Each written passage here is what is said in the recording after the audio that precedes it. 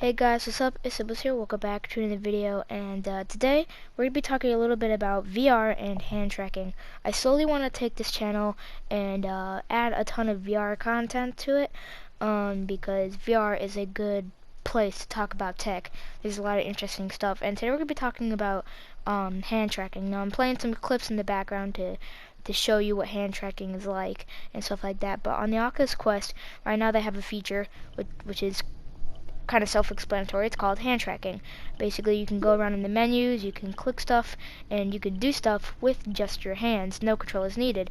So as you can see right here, I'm selecting stuff by tapping my thumb and my index finger or my pointer finger together, and you can also scroll by holding them and moving them. And it's very accurate, and it's really good in the menus. I have to rate it well.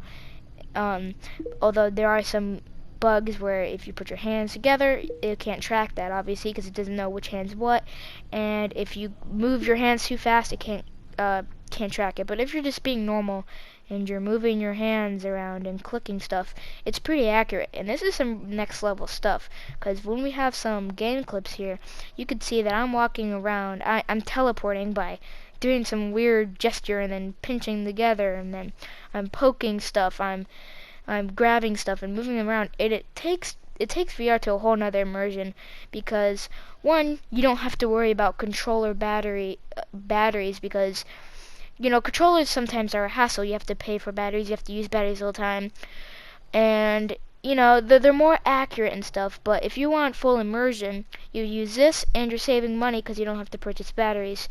You can just bring your headset to anywhere you want, turn it on, and you use your hands in your games and stuff like that, and you don't have to worry about batteries, you don't have to worry about controllers, you don't have to worry about charge, you don't have to worry about all that stuff. Now, you still have to worry about controllers right now because hand tracking is not completely out yet. There's only a few games and demos and stuff like this that you can use, and if you have an Oculus Quest, I definitely recommend checking out Elixir, which is some of the game stuff I'm showing you right here. So it's like I'd say a 10 to 15 minute little storyline game where you can just mess around. It's like a lab. It's basically just a hand tracking lab, and it's pretty cool. Now, I do have to say though, when I was first starting to get used to this, it was kind of hard. It was being very finicky. I was doing stuff and it wasn't recognizing, and it's not perfect yet. I say it's 75% working. 75% of the time, it's working and it's doing alright, but the other 25%, a bunch of the times, I'm trying to do something and it's not registering, or my fingers are glitching out. So it's not perfect yet, but even in the state it is right now, it's already amazing. Like, teleporting and moving around and actually touching stuff is way more immersive than having to use controllers, and it's pretty amazing. But like I said, this is not completely out and working yet.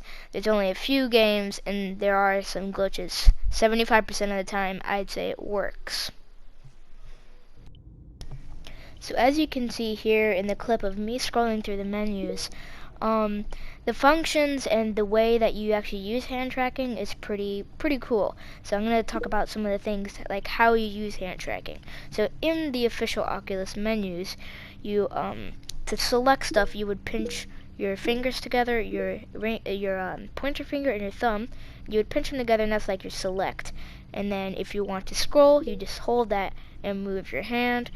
On the Oculus button, which is on your right hand, you have to you hold out your palm to your face, and then you make an OK sign, but towards your face with your pointer finger and your thumb, and that does the Oculus button function. And then with your left hand, it's the same thing with your menu.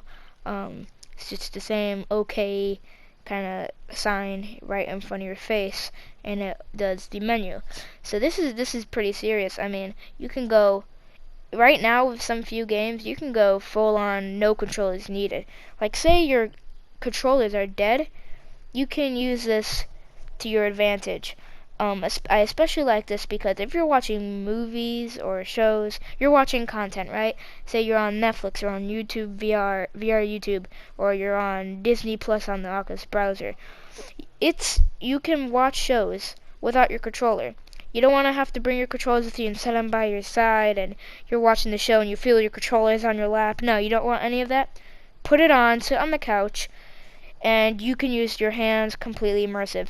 The only thing I don't like is your hands kind of, whenever, say like your hands put on your lap, your hands kind of glitch out a little bit and they kind of distract you from watching your movie. So what I do, I'm usually wearing a blanket when I'm watching a movie. I don't know about you, but I just put my hands under the blanket and then it can't track my hands anymore. And then I'm watching my movie full on. So that's the only thing I will have to complain about hand tracking is it's always tracking your hands. It's always trying to if hand tracking is enabled. So you would have to some way hide your hands away whenever you're watching stuff, because you don't want your hands just to be sitting there distracting you, because it's kind of distracting when your hands are moving around and you're trying to watch a show. So just put your hands under a blanket and you're fine. But watching content with hand tracking is it's so easy. It's so nice because you don't need to have controllers by you all the time. There is one more thing that I want to talk about though. Whenever you are watching content, say you're lying in your bed and you're short like me. I'm pretty short. So the upper half of my body from my waist up, it's kind of short, right? And I'm sitting on my bed. And I want to select a button. I want to click on a button that's low, like in virtual reality, that's lower, like by the menus. But my bed gets in the way. That is one problem, though. You do have to use controllers sometimes because if you're sitting in a bed and you're trying to you're putting your hand down to click on something, your hand runs into the bed and you can't go down any farther because you can't angle your pointer in hand tracking. It just follows straight with your hand.